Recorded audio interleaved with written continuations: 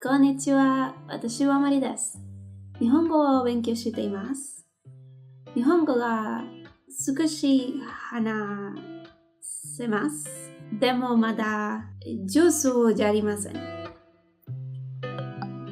It's amazing, really, when you focus and when you do the things that move you forward, how much you can learn in a short period of time. Those random sentences I just said, I wrote those phrases on my own from what I've learned. I wrote them in Japanese to practice. I practiced them quite a few times, but they came from me, and this was possible because I actually put on the work and studied. They're probably not entirely correct, and they probably sound a little bit strange, but I was able to put up some sentences, and that is very exciting for me. So today I want to share with you a Japanese update on how the last 21 days helped me learn Japanese, what worked, what didn't. If you haven't seen the first part of this series, I'm gonna link it somewhere here. In this video, we're gonna talk about how we go from plan to execution. So let's begin by taking a look at what I wanted to achieve with this plan. The goal for me was to learn consistently and create the habit of learning because I've kind of lost it in the past few months. I would consider myself successful if I achieve 80% of the plan, meaning if I study for 80% of the 20 days. So if I miss a few days, it was okay. The idea is not to be super harsh on myself, but to present myself with a challenge and to work towards creating a habit. My original daily plan included to study with Japanese on cover by early research, Wuzu, and Disney films or anime. But as you know, plans don't always go as well planned. In other words, there's the expectation versus the reality. So it's important to know if you see that video of the plan that I made and you see all the things I'm going to tell you now and I'm going to show you now, you will see that the plan is different. It changed, it shifted, and it will normally do so. It's very normal for you to change one or two things. Let's begin with what didn't go as planned. I actually expected to do all of my resources every single day for about 2 hours, and I expected to do that in the morning. In reality, the very first day I did this, I accomplished it, but I was so drained and so tired that it was not practical for me. So I just decided not to study in the morning, but in the night. So basically after work, I do have to take a break to relax, and now it's 9, so around this time is when I plan to study for about 1 or 2 hours, which it's very intensive, but I think we can do this. After studying Japanese, I still have to go to work. I'm also in the middle of moving to my new house. In retrospective, it just feels like ridiculous of me to ask myself at this period of my life to dedicate 2 hours to study Japanese. I guess the first week I did have the time, but then the following 2 weeks I definitely didn't. So then I started studying at night. Mostly. Sometimes it will be almost the middle of the night, and that's when I will do my Japanese. I've been basically just doing some input because I don't have the energy to actually do more study things. I'm just too tired. One of the things that made me the saddest is that my original plan was to watch like Disney movies and Disney shows, but Disney Plus Japan is not available with your Disney Plus account because they have like another company doing it. I also tried to watch anime, and I tried to watch the original Digimon because I love Digimon, but I forgot that it's very repetitive, and it can be helpful, but it's also very boring to watch sometimes. Oh, another thing that went wrong is Wuzu.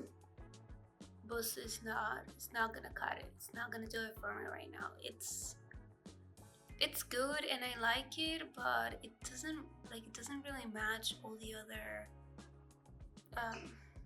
resources. It just doesn't. So I feel like I'm already doing a lot, so I might as well just drop Wuzu and move forward with Pimsleur, Japanese Uncovered, and Terrace House. I think that's amazing combination. I don't think any more than that. One went right, and what was really helpful, and this makes me really happy because I think a lot of things actually went right. I think more things went right than wrong. First was including Pimsleur. This was impromptu. The first day of my plan, it was like, I am super excited because I really want to learn. I really want to get to speaking. I think I'm gonna add Pimsleur to the mix. I mean, it's only 21 days. I want to do it as intensively as possible.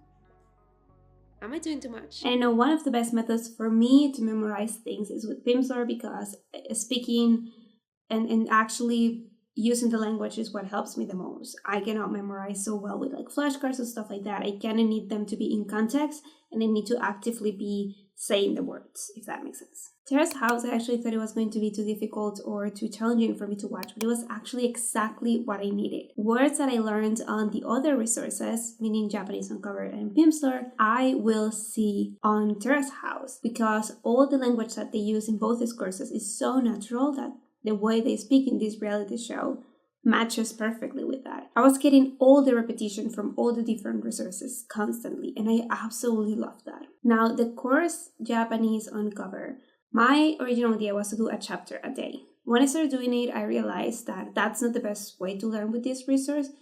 The best way to learn this resource, in my opinion, and according to the way I learn, is doing it weekly. So every week I will do a chapter and I will review and re-listen to the audio constantly. I think that's when you get the most benefit of it. All the grammar lessons are so helpful, and I love it because they explain the grammar, but they don't expect you to memorize it. The idea is for you to start recognizing the form, and the more you read stories, the more you are in contact with language, you start to pick up on those things and on those words. And I find that to be just the way I learn grammar. You know, I don't like learning grammar the more traditional way. So to give you the numbers of how consistent I actually was and did I achieve my goal, I completed 11 lessons of Pimsleur during this time, 3 chapters of Japanese Uncovered. Each chapter has about 8 lessons. I watched 16 episodes of Terrace House Aloha State, which is the first 2 parts, and 9 lessons of Busu. So I studied a total of 18 days. I am really proud of what I accomplished, to be honest, because,